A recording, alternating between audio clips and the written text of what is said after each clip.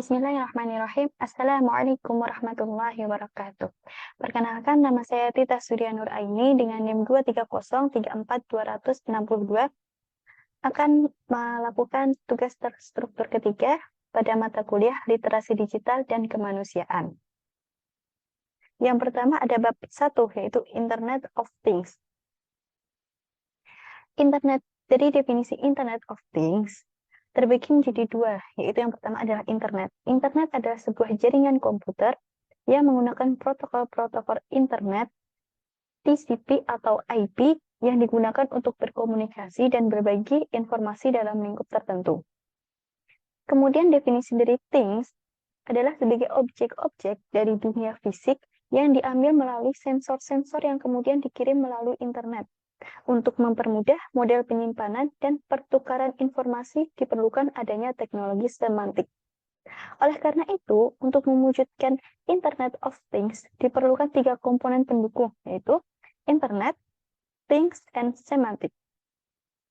Selanjutnya ada tujuan dari IoT atau Internet of Things. Yang pertama adalah memperluas manfaat dari konektivitas internet yang tersambung secara terus-menerus. Konsepnya terdapat 3 elemen utama pada arsitektur IoT, yakni 1, barang fisik yang dilengkapi modul IoT, 2, perangkat koneksi ke internet seperti modem dan router wireless speedy seperti di rumah, kemudian cloud data center, tempat untuk menyimpan aplikasi beserta database. Kemudian cara kerja dari IoT adalah internetlah yang menjadi penghubung di antara kedua interaksi mesin tersebut. Manusia hanya bertugas sebagai pengatur dan pengawas bekerjanya alat tersebut secara langsung.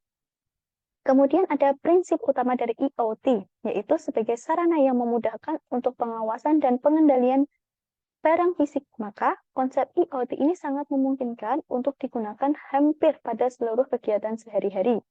Kemudian ada perangkat IoT, yang pertama ada sensor, CPU atau komputer, sistem operasi, jalur komunikasi, dan terakhir keluaran.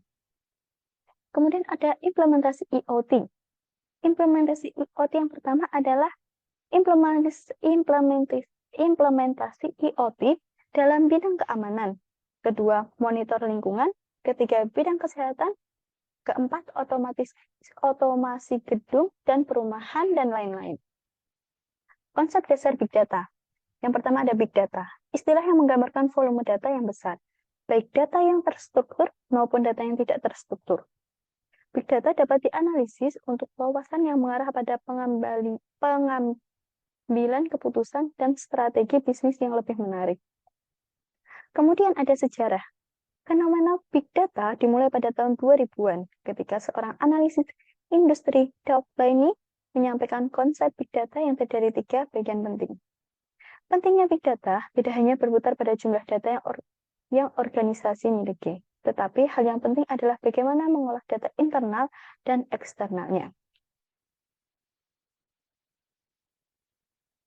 Nah, kemudian di Big Data memiliki volume, ada organisasi pengumpulan data dari berbagai sumber termasuk transaksi bisnis, media sosial, dan informasi dari sensor atau mesin. Kemudian kecepatan dari Big Data adalah aliran data harus ditangani dengan secara cepat dan tepat, bisa melalui hardware maupun software. Teknologi hardware seperti Tag RFID, sensor pintar, lainnya juga dibutuhkan untuk menangani data yang real-time. Kemudian ada variasi. Data yang dikumpulkan mempunyai format yang berbeda-beda, mulai dari yang terstruktur, data numerik, data database tradisional, data dokumen terstruktur, teks, email, video, audio, transaksi keuangan, dan lain-lain. Kemudian ada variabilitas. Selain kecepatan pengumpulan data yang meningkat dan variasi data yang semakin beraneka ragam, arus data kadang tidak konsisten dalam periode tertentu. Kemudian ada kompleksitas. Big Data sangat dibutuhkan untuk memiliki korelasi antar data, hierarki, dan beberapa keterkaitan data lainnya atau data yang acak. Kemudian potensi Big Data. Jumlah data yang telah dibuat dan disimpan pada tingkat global, dari ini hampir tak terbayangkan jumlahnya. Big data memiliki potensi tinggi untuk mengumpulkan wawasan kunci dari informasi bisnis. Selanjutnya di bab 2 ada dampak kemajuan teknologi. Dampak kemajuan pada teknologi yang kali ini adalah dampak positif kemajuan teknologi. Ada pada dampak positif kemajuan literasi digital dalam relevansi kehidupan bermasyarakat, dampak positif literasi digital dalam pendidikan, dan terakhir, dampak positif literasi digital dalam proses pembelajaran.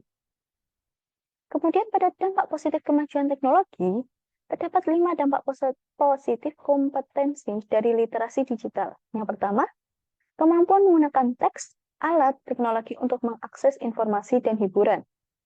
Kecakapan dalam berpikir kritis, menganalisis dan mengevaluasi data, mampu mengkomposisikan pesan dalam praktik dan kreatif, kemampuan untuk berefleksi dan berpikir etis, serta berpartisipasi aktif dalam aksi sosial, baik secara individual ataupun melalui usaha kolaborasi dengan berbagai pihak.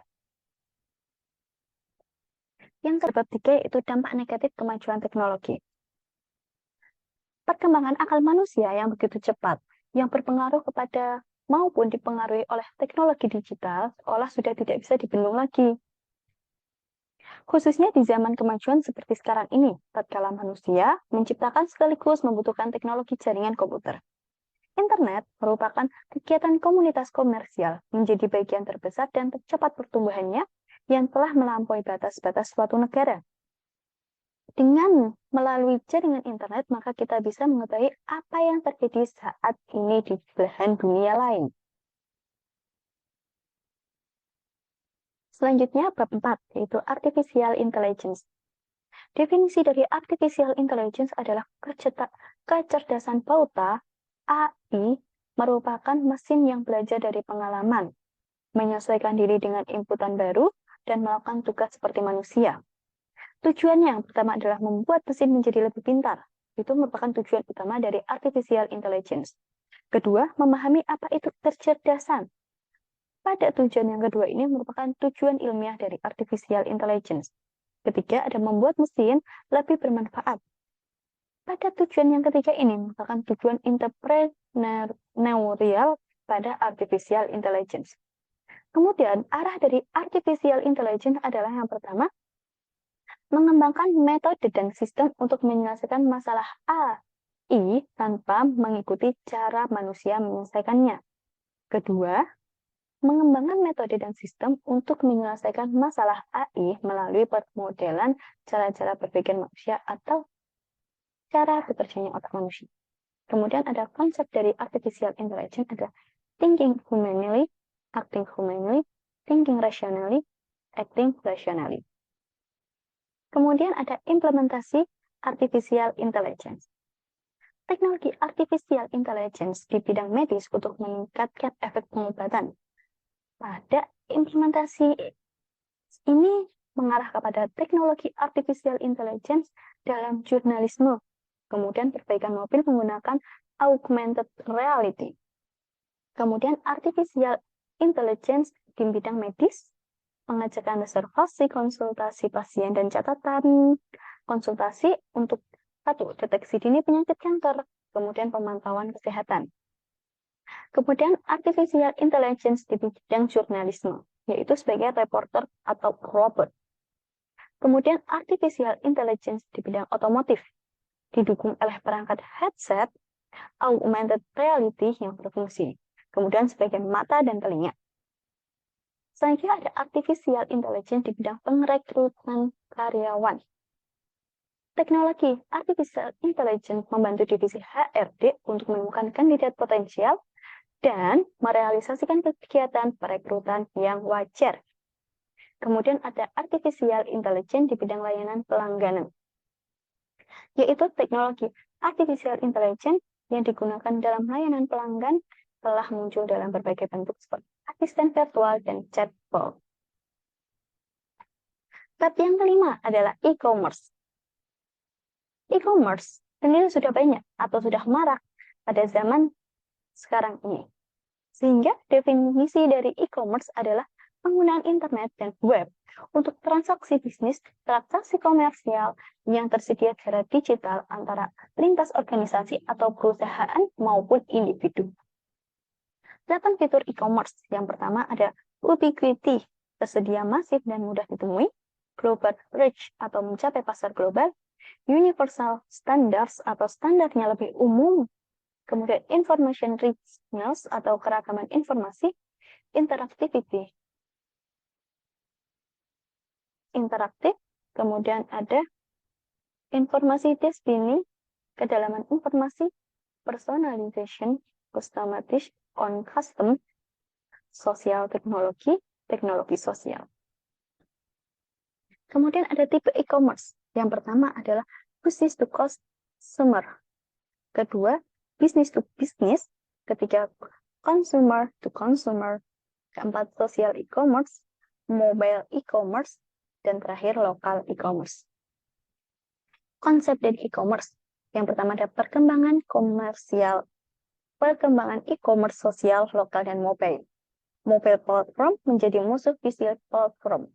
Pertumbuhan cloud computing, ledakan pertumbuhan big data, e-books, mulai diterima luas, pertumbuhan user-generated content. Kemudian, prediksi masa depan, teknologi akan memasuki semua aktivitas komersial. Secara umum, perusahaan tradisional masih akan mendominasi perannya. Tidak didominasi perusahaan tradisional. Perusahaan yang memiliki integrasi online atau offline akan tumbuh lebih baik. Kemudian, perusahaan yang dibanding perusahaan yang berbasis online saja. Faktor tambahan. Kemudian ada pendekatan teknis, ada computer science, science management, sistem informasi. Kemudian ada pendekatan perilaku, ada sistem informasi, ilmu ekonomi, pemasaran, manajemen, keuangan, akuntansi, sosial, atau antropologi. Kunci, 8 kunci model bisnis e-commerce. Yang pertama ada value proposition, revenue model, market opportunity, competitive environment, competitive advantage, market strategy, organizational development, management team. Yang keenam, bab 6 adalah hubungan manusia dan teknologi. Pada etika dunia siber, 1. Dunia digital telah mengubah pola dan metode masyarakat dalam berkomunikasi. Media sosial, masyarakat leluasa mengungkapkan gagasan untuk dapat dibaca oleh orang lain, bahkan dari ruangan kamar sekalipun koneksi dengan dunia luar semakin terbuka. Masalah etika berhubungan dengan kepatutan masyarakat dalam berinteraksi di dunia digital menggunakan media sosial. Kemudian pemanfaatan internet secara bijak. Yang pertama adalah menghindari plagiasi. Plagiasi terjadi salah satunya jika kita tidak memberikan sumber kutipan dan referensi dari gagasan orang lain yang kita tulis dalam tulisan kita. Ini seringkali terjadi karena kelalaian kita dalam melakukan sitasi. Nah, untuk menghindarinya, saat ini terdapat aplikasi Reference Manager untuk dapat memuat sitasi dan menulis daftar pustaka secara otomatis. Contohnya seperti Mendeley dan lain-lain. Pada bab yang ketiga adalah pengaturan teknologi informatika dalam UU Undang-Undang Nomor 11 Tahun 2008. Pada ruang lingkupnya sendiri, ruang berlakunya Undang-Undang Nomor 11 Tahun 2008 C.O.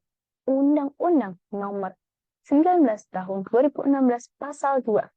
Undang-undang ini berlaku untuk setiap orang melakukan perbuatan hukum sebagaimana diatur dalam undang-undang ini, baik yang berada di wilayah hukum Indonesia maupun di luar wilayah hukum Indonesia yang memiliki akibat hukum di wilayah hukum Indonesia dan atau di luar wilayah hukum Indonesia dan merugikan kepentingan Indonesia.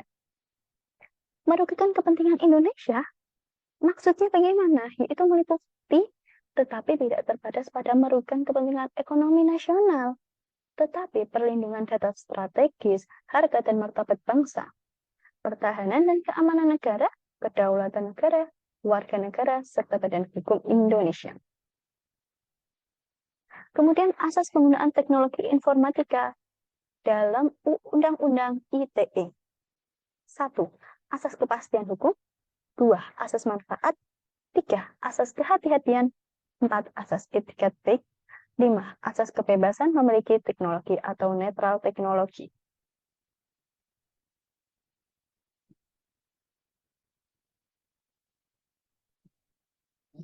Tujuan penggunaan teknologi informatika dalam Undang-Undang ITE.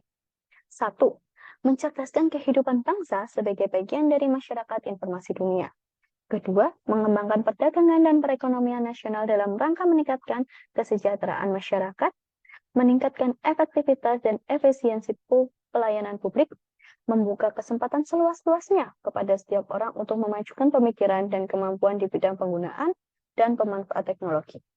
Informasi seoptimal mungkin dan bertanggung jawab, memberikan rasa aman, keadilan dan kepastian hukum bagi pengguna dan pelanggaran teknologi informasi. Dari keenam itu merupakan tujuan penggunaan teknologi informatika dalam Undang-Undang ITE. Selanjutnya adalah semuanya tidak luput dari kesalahan saya, sehingga itu saya minta maaf dan ucapkan terima kasih kembali. Terima kasih. Wassalamualaikum warahmatullahi wabarakatuh.